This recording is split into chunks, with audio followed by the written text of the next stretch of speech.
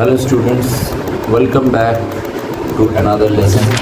আজকের ভিডিওতে আমরা শিখব ক্লজ কি, ক্লজ কয় রকমের হয়, ইন্ডিপেন্ডেন্ট ক্লজ, ডিপেন্ডেন্ট ক্লজের মধ্যে পার্থক্য কী, কীভাবে আমরা আইডেন্টিফাই করব কোনটা ইন্ডিপেন্ডেন্ট ক্লজ কোনটা ডিপেন্ডেন্ট ক্লজ। তো চলো বেশি দেরি না করে ভিডিওটা শুরু করি।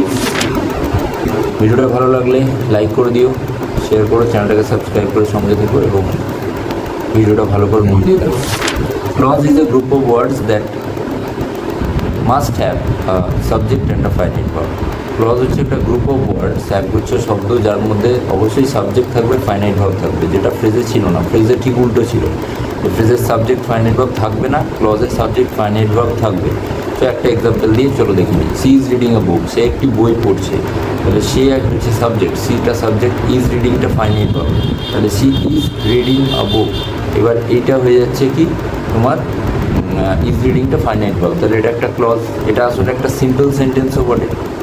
তো সিম্পল সেন্টেন্স তার মধ্যে কিন্তু ক্লজ থাকতে পারে। হ্যাঁ, তাহলে এটা মনে রাখবে যে every single sentence must contain one clause, একটা ক্লজ থাকবে। কনফিউজ হো না যে এটা সিম্পল সেন্টেন্স আবার ক্লজ কী হবে।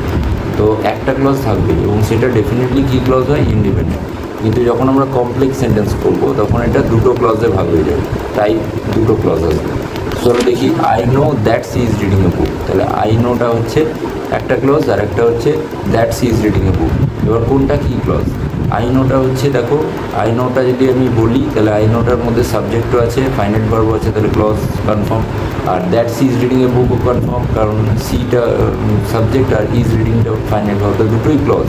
কিন্তু কোনটা ডিপেন্ডেন্ট কোনটা ইন্ডিপেন্ডেন্ট কী করে বুঝবো? দেখো আই নোটা এমনি একটা ট্রিক যেটা বলে দিই, যে লিঙ্কার যেটার সঙ্গে অ্যাড থাকবে সেটা হবে ডিপেন্ডেন্ট। তাহলে দ্যাট সি ইজ রিডিং এর বুকে দ্যাট লিঙ্কার যোগ আছে, তার জন্য এটা ডিপেন্ডেন্ট।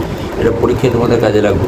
এবং দ্যাট সি ইজ রিডিং এর বুকটাকে যদি আমি বাদ করে দিই তাহলে দেখো আইনো একা একা দাঁড়াতে পারছে, অর্থাৎ আইনোর একটা মিনিং হচ্ছে। কিন্তু যদি আইনোটাকে বাদ করে দিই, দ্যাট সি ইজ রিডিং এর বুক শুধু কোনো মিনিং করতে পারছে না ততটা, তার জন্য ওটা ইন্ডিপেন্ডেন্ট, এটা ডিপেন্ডেন্ট।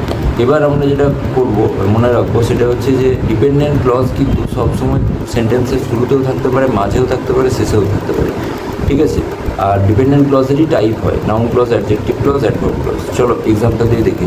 প্রথমে আমরা দেখবো যে what he says is true, সে যেটা বলছে সেটা সত্যি, তাহলে হোয়াট হি সেজ একটা ক্লজ, ডিপেন্ডেন্ট ক্লজ, এটা সাবজেক্ট হিসেবে কাজ করছে, বাকিটা ইন্ডিপেন্ডেন্ট ক্লজ। তো হোয়াট হি সেজ এটা কি সাবজেক্ট হিসেবে কাজ করছে, হোয়াট দিয়ে প্রশ্নগুলো উত্তর পাচ্ছি, সেই জন্য এটা হচ্ছে নাউন ক্লজ। এরপর the boy who is dancing on the stage is my brother, তাহলে ছেলেটি যে স্টেজে নাচছে সে আমার ভাই, তাহলে who is dancing on the stage এটা হচ্ছে ডিপেন্ডেন্ট ক্লজ। কী করছে, বয় সম্পর্কে ডেসক্রাইব করছে, তাই অ্যাডজেক্টিভের মতো কাজ করছে, তাই অ্যাডজেক্টিভ ক্লজ। ওকে, এবং I did not go to school because it was raining, এটা দেখো সেন্টেন্সের শেষে আছে, বিকজ ইট ওয়াজ রেনিং, এটা হচ্ছে ডিপেন্ডেন্ট ক্লজ, কিন্তু কাজ করছে কিসের মতো, একটা কন্ডিশন বোঝাচ্ছে, সেই জন্য এটা হচ্ছে একটা অ্যাডভার্ব ক্লজ। তো এইভাবে আমরা ক্লজকে আইডেন্টিফাই করব।